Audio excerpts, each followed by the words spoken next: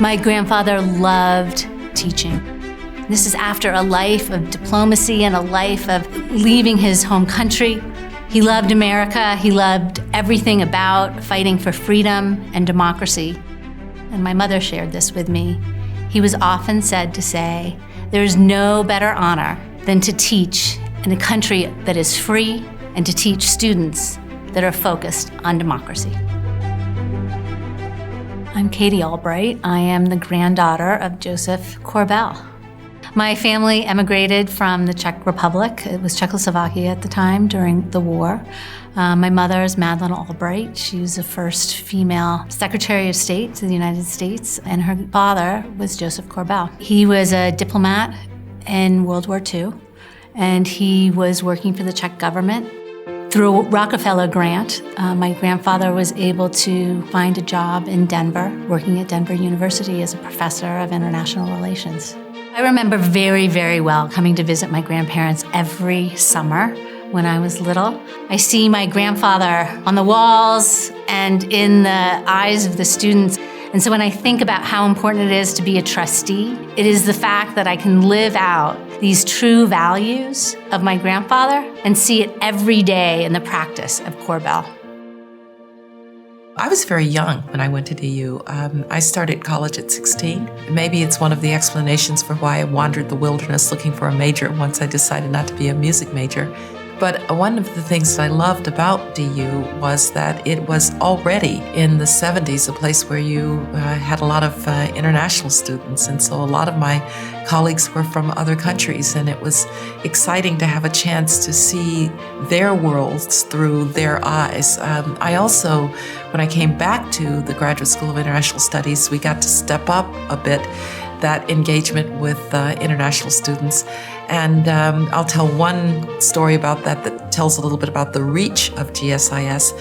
When I was a National Security Advisor and then about to become Secretary of State, we were having some issues in Latin America, and someone said, well, the Chileans might be a good country to contact about this.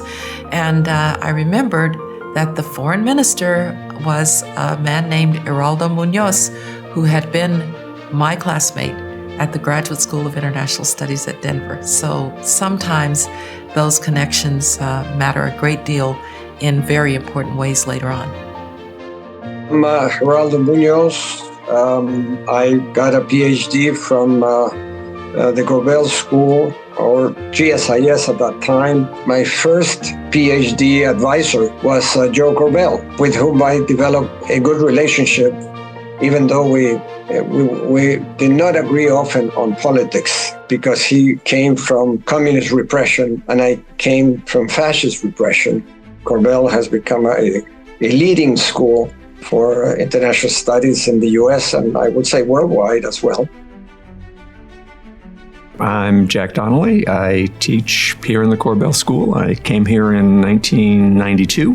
That was an interesting time because it had been primarily a PhD-focused program, which was not intellectually or financially sustainable in the long run. And that was one of the first things that Tom Farah did as the dean. He helped us to expand our MA offerings, to focus more as a professional school rather than an academic school. He had an immense range of ideas to connect us better with the community, with DC, with job opportunities, with funding opportunities. He had a real sort of commitment to an institution. And when he landed here, he was the right person at the right time. It was a big culture change, and one that worked surprisingly easily, I think.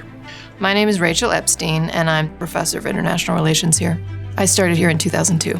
The school, since I arrived, has become only more dynamic, more interesting, more engaged with the world. I think from the time I arrived, it was always a faculty that was very concerned about what was happening in the world, making the world a better place, People here are very serious about the research that they do and the ways in which it can impact issues positively. And the students are the same. The students have a really deep and abiding concern with improving outcomes for human beings in the real world. And that's an incredibly motivating, compelling context in which to work. My name is Debak Das. I'm an assistant professor here at the Korbel School, and I've been here since September of 2022. So one of the things about the Korbel School that I was really drawn to is its interdisciplinary nature.